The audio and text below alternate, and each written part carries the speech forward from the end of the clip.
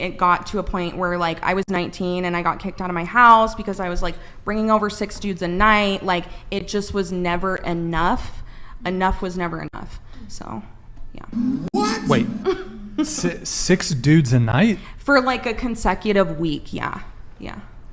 So 6 times 30? Wait. Somewhere around there, yeah. And how were you meeting these guys? Usually dating apps. I have like a hard time approaching men. I usually just wait until they approach me. So like, would you slot them in like 7 p.m., 8 p.m., 9 p.m., 10 p.m.? Yeah. Yep. Okay. And then I would even, sorry. No, go ahead. I'd say I would even like have like my backup guys to where it was like, if this guy didn't come tonight, then I would invite this guy. And then if he did come, if the first guy did come, then I'd tell the other guy, oh, I'm busy. Like I can't, make it or whatever. You's a hoe. Just a hoe. You's a hoe. I said that you's a hoe. What are some of the dangers of sleeping around, being promiscuous for both women and men? I was talking to this guy I met on Tinder, having the best conversations while we sipped on our boba. But when he found out that my body count was close to triple digits, the conversation got quiet. He ghosted me after and blocked my Instagram, Snapchat, and TikTok.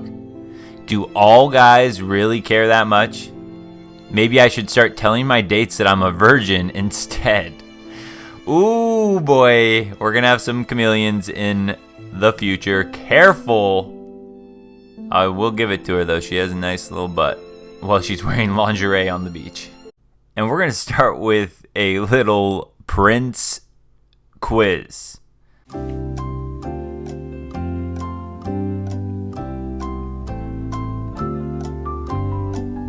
So, what do you guys think? And this can be specifically for men or specifically for women or both. Does sleeping around mess with your brain? If you think so, how does it mess with your brain? What are some things that you think of about how this can affect your brain? Or if you say no, that's cool too. Let me know in the comments. I just thought this was such an interesting topic. And all credit, every piece of credit here goes to HK47. This was a comment he made on one of my latest videos. So we are going to break down what he said here. And I am saying this openly. I have not gone in and researched each of these facts he's about to say. I haven't double checked or anything. It sounds real good. It sounds logical. It seems to make sense. If any of you guys have found studies to link to this, or if you found any contradictory evidence from what we're presenting here, please comment below and let us know here. But this is just it made my brain think a little bit, and I appreciate that. So HK47, thank you. Commentary. One of the primary reasons it is so damaging to a female, and to a lesser extent a male, at having many sexual partners is that there are not only experiential issues that arise, but also biochemical ones. Women produce oxytocin with sex, which is known to have a pretty strong effects towards a female bonding with a male. This happens every time, at least until maybe she hits a burnout point. Despite the rhetoric that has been out there that women can sleep around like men do, what ends up happening is that woman, after multiple sexual experiences, has bonded on some level with a lot of men. She then craves that and begins to desire those attributes, good or bad, in the future men she chooses. So far, this sounds a lot like what I know and what I've observed as well. We've always talked about the sleeping around, if a woman sleeps around a lot, the pair bonding is going to be really tough, and that matters if you get married and you want it to stay together, because divorce will eat you up. So that was a big thing there. This right here, I have a question about the burnout point. I've heard different things. After she sleeps with 3 guys, it's harder for her to pair bond. I've heard 5 men. I've heard after the first. I don't really know. I haven't seen something that is conclusive. But then we always talk about this as kind of hypergamy, the alpha widow and all that. Like, she's going to sleep with these guys and then she's going to crave having that type of man in her life, even if she can't get him to commit. So far, so good. The problem with this, of course, is that she will be inherently unsatisfied.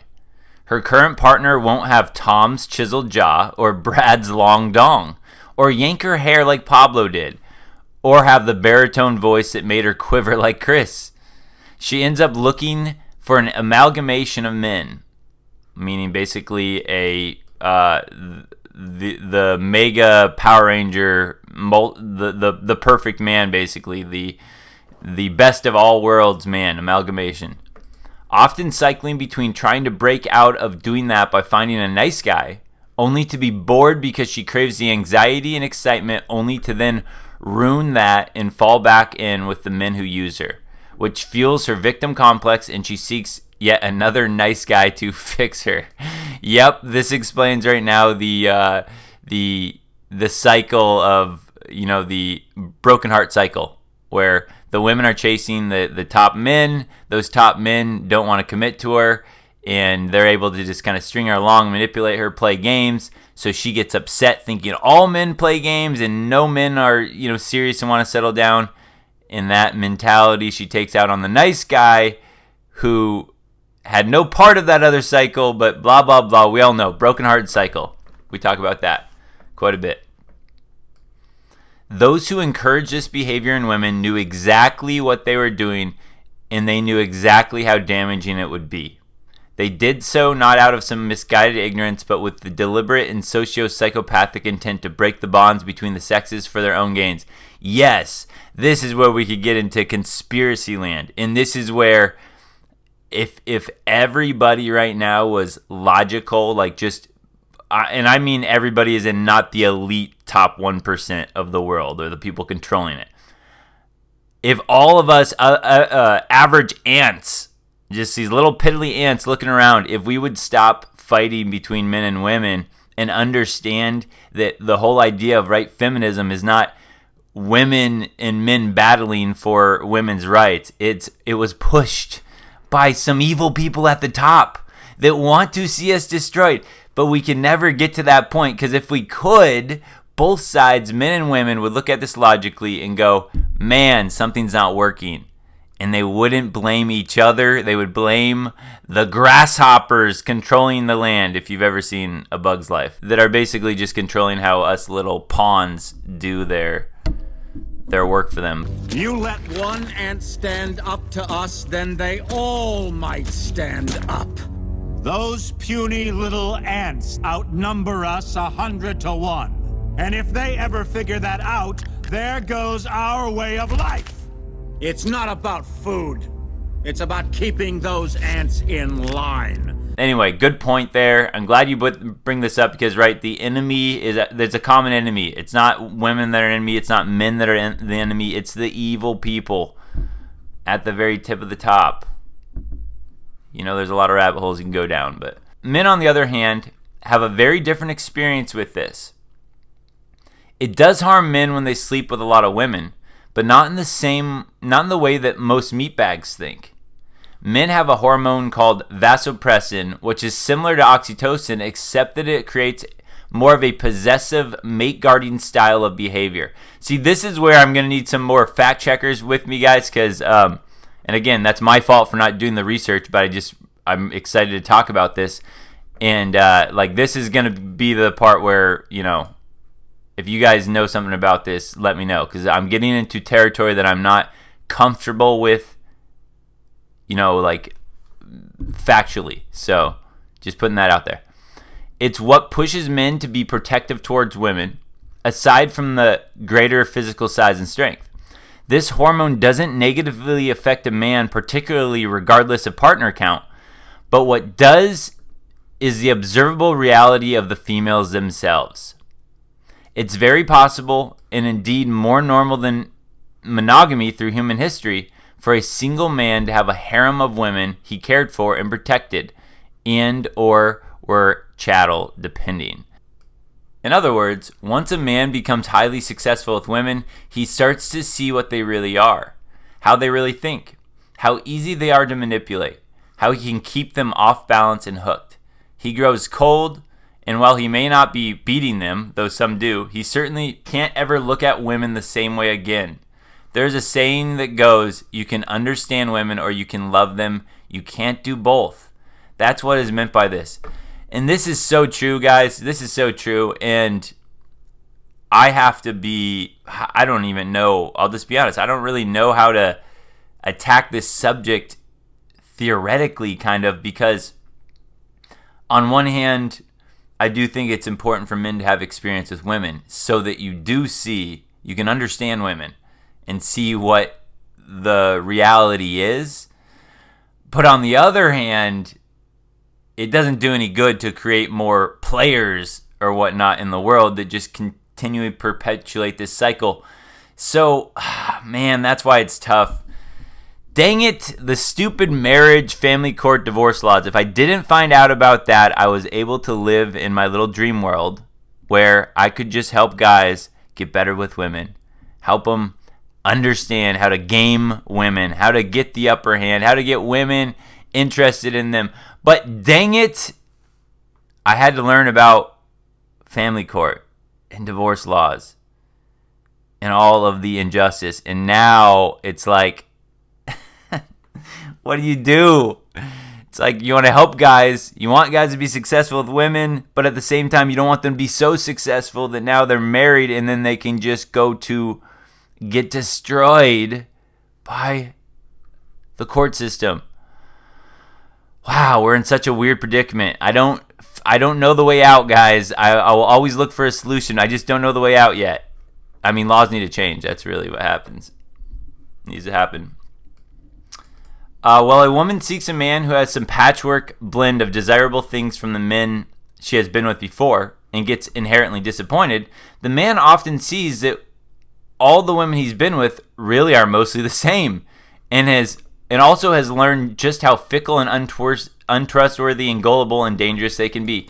Yeah, this is really important, because I will even say this. I remember a period, there was a period in my life that clicked, and I remember it was a few years after college, and I had been really starting to get really, really good with women, to the point where, honestly, if I match with a girl on online dating, and it was a match, I already knew we were going to be able to hang out. I just knew it. I was going to get that done. And then I knew that when we hang out, I knew she was going to probably come over that night, and we were probably going to do some adult things. And I remember thinking this at that point. This was like, gosh, in 2000, let's just say like 2013 or something like that. I remember this going through my mind. Like, I remember going, man, I understand women, but like, and I could see these games going on, and it would just start to become, but to this point right here, to me, it was still, though, at a point where I thought it was winnable, and a winnable game, because I could get women to basically follow my lead however I wanted them to follow my lead. So in my mind, I was like, I don't want to get married, because I could start to see that a lot of women were starting to act the same way over time. And I was like, man, I want the freedom. I want to do what I want to do. But I didn't know about the court system. So I remember thinking this, but now it's like but before I had that thought in my mind where I was like, because I truly felt that I could get any woman to follow my lead. So I felt that I could make other guys the same way.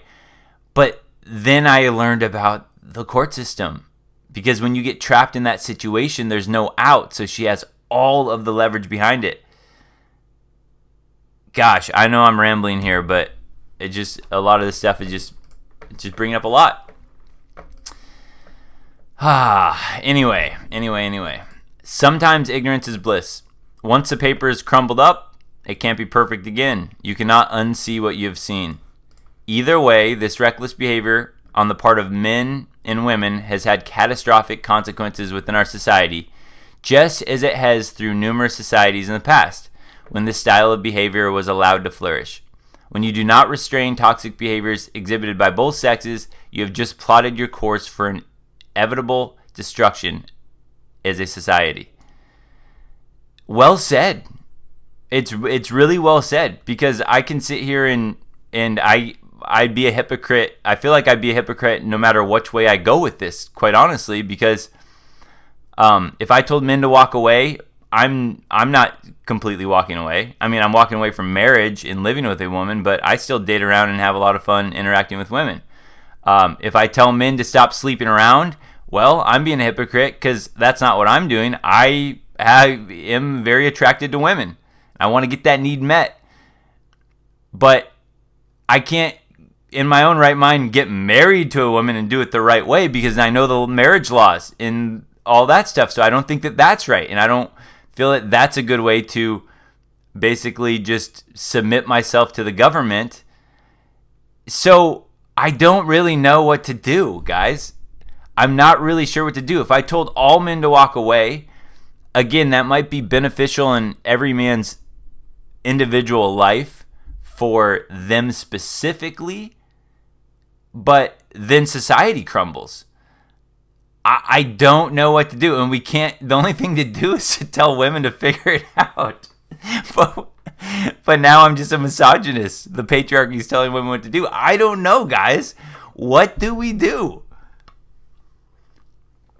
It just really makes me think about this type of stuff, because I'm not really sure, because part of me goes back to this, and it's like, if you guys have seen The Matrix, where they go, you want to spit up the red pill sometimes.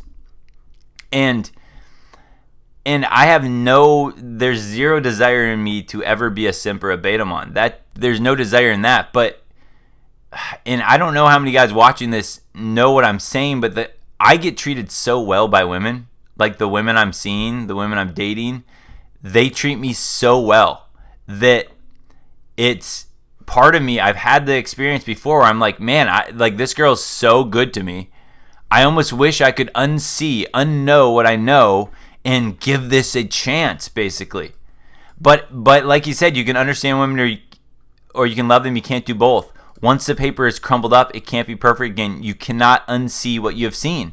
So I've had that thought so many times. And again, the reason why I can say that, and I can say I'm part of the problem, I openly admit that. I don't like it, but I am, is that now I'm also, these girls that I'm seeing, and that I'm like basically telling them these days, I'm like, hey, I just think the marriage laws are a joke. And I tell women that now, and women even like sympathize with it now. Like they're like, wow, you're right. And they like look into it and all that stuff. Some of these women I'm talking about.